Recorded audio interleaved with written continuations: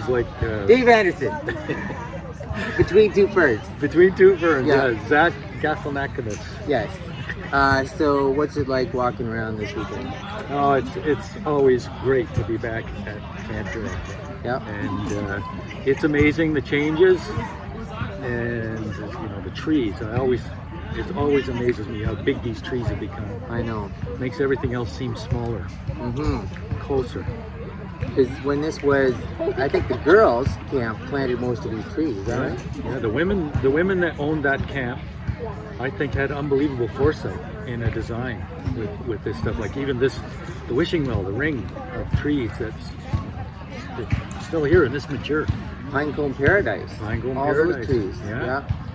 Yeah, the cabin pathways. I mean, it's amazing. They did a great job, I think. Yeah. So the camp started in 71. How old were you in 71? I was, my birthday's in the summer, so I think I turned 14 during that summer. So you weren't on staff the first year? No. Well, you were here. Yeah, we started off not on staff, and then partway through that summer, the chore boy quit. Yeah. So Uncle Don came to Keith and I and said, "You want a job for the rest of the summer?" So Keith and I split that chore boy's salary and took over his job for the rest of the summer. All right. And did you call your father Uncle Don? I actually did call him Uncle Don in front of other staff members. Yeah. Wow. Yeah. Huh. And then so you became a counselor? Yeah, I did the CIT program, and then I was a counselor for 1 year and went right into the waterfront canoeing. Yeah. I was just as soon as I could get into there. Yeah. And what was it like having your father as director? It was great because I think I could take some liberties that other staff couldn't. Like in the staff lounge, I remember, sort of throwing a pizza, whatever we used to call those pizza things. Pockets? Those they made them for supper, and anything left over was part of staff snack. Yeah.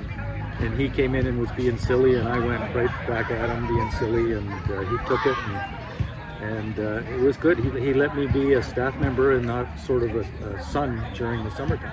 Yeah. So it was a lot of fun and a lot of growing up. Yeah.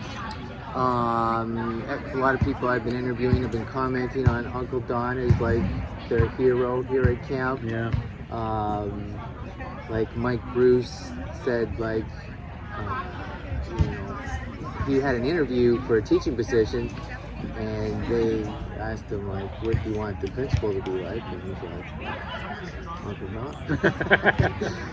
Yeah. And what were the qualities that made your father such a powerhouse here? Well, I think probably the biggest strength that he had was he trusted his staff.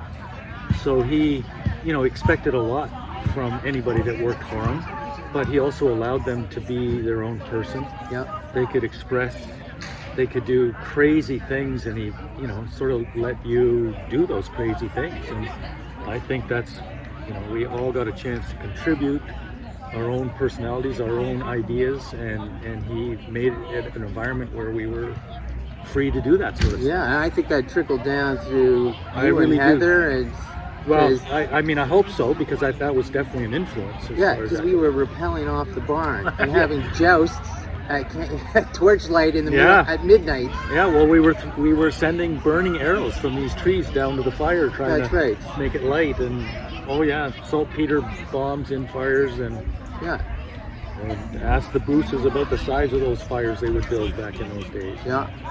And Auntie Jane, what was her role here at camp? How did she fit in here? Well, I think in some ways she was the unsung hero, because she always supported. She didn't love coming up north, but she loved what camp meant for her family, both for Uncle Don and for the kids, my brother Keith and my sisters, Janet Lee, Mary Ellen, because it was just a great place to spend, 9 weeks of a summer every year. No televisions, no other, technologies, and nobody missed that stuff. Yeah. Because there was just so much else to do. And what made her the unsung hero? Well, she did a lot of the nitty-gritty stuff. She established the laundry schedule, and those days we called it the shore store, and she came up with a system of displaying and buying that stuff, and did a lot of the, sort of a lot of grunt work Yeah. behind the scenes, and she always did it knowing that Uncle Don would be the front man, and Aunt Jane would be there to Yeah. support what was ever going on. And she loved interacting with the doctors, families, and way back in the early days, the farmhouse was still there, and the living room of the farmhouse was where the older staff would meet, and Annie Jane would be in there Yeah. having great conversations with the families, the doctors and their wives, Yeah. and that was a great little hangout. And anybody else on staff was, welcome to join in too. That was a great thing about camp. There weren't any kind of barriers, social barriers, or anything else. Yeah. Now, staff that worked here, like even in the 70s, it didn't feel to them like they were working at like a brand new camp. They felt like they were working at a camp with like deep traditions. And was that just Uncle Don bringing that from like Illahee, or? So I think that was definitely part of it. Yeah. But some of the staff from Illahee followed Uncle Don to Huronda, but not all of them did. But and so it was new in a lot of ways, but there were some routines. The organization of the kids into age groups and having them move from one area of the camp to another area of the camp. That was sort of established at Illahee. What about the Lord of the Rings theme that was laid on this place? Well, that was a couple of new staff. Well, New staff, yeah. Not in new staff. 1970, what? Yeah, 1971. So there was a guy named John Betts and a girl named Sue LePage. And LePage family were camp families, like the Priestman family, like a lot of families that come through here were and are. And between John and Sue, they came up with naming the kids. Instead of naming them sort of the boring juniors, intermediates, and seniors, they said, well, let's come up with something else. So characters from the Lord of the Rings, the Harfeet, the Stewards, the Falahites, and later on the Sheriffs, were all subcategories of hobbits. Yeah. And they were described in the book, like really in the preface of the book, I think, not ever in the heart of the book. And the Harfeet were the youngest ones, or in hobbits they were the smallest ones, and it really went by size and some of the characteristics. That's kind of fit nicely with age groups. Yeah. So it was a great tradition that got established pretty early on. An example of Uncle Don allowing imagination and freedom to be expressed. Yeah. He never sort of resisted any of those sorts of changes at all, and they were always worked out to be pretty positive changes. How'd you meet Heather? So I met Heather through friends of ours, a school friend of mine, long-time friend of mine, Terry Fair. And Heather had met Terry Fair's wife at the time at Teachers College. So they said, we got somebody that you should meet. And that worked out pretty well for me because I was trying to figure out a way to stay at camp longer. And Heather was a teacher who ended up really loving camp, and then became the longest serving director at the camp. Over 20 years she directed the camp. Now she started at like the waterfront. Were you director at the time? I was director at the time. Yeah. There was a little bit of controversy with me plugging Heather into a senior position right away, but it all worked out, I think, and Heather ended up loving the camp, she, from that point on, she the only summer she ever took, she took 2 summers off. One was the summer we got married, and the other was the summer that she gave birth to Connor. Mm-hmm. Connor was born in August, so Linda Beetham, Folds/Beetham, ran the camp that summer and ran the camp another summer, the summer after Heather stopped. And so she in the first 39 years, there were Andersons and Folds. What was it like taking over as director from your dad? So big shoes. Big shoes. Yeah. Very big shoes. And it was very gradual. So it seemed kind of natural. I was his assistant director for 1 or 2 summers, and then he was my assistant director for 1 or 2 summers.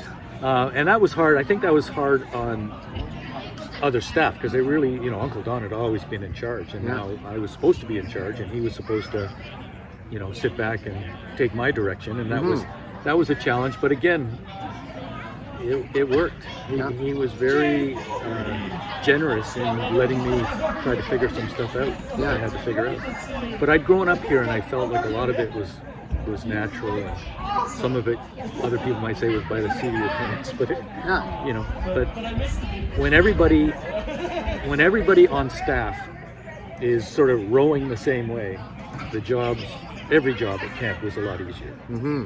So it's always been that way. I assume it's still that way now, but certainly that's how I remember it. Somebody was having a little bit of trouble with a program. All you had to do was look at somebody else and say, "I need some help."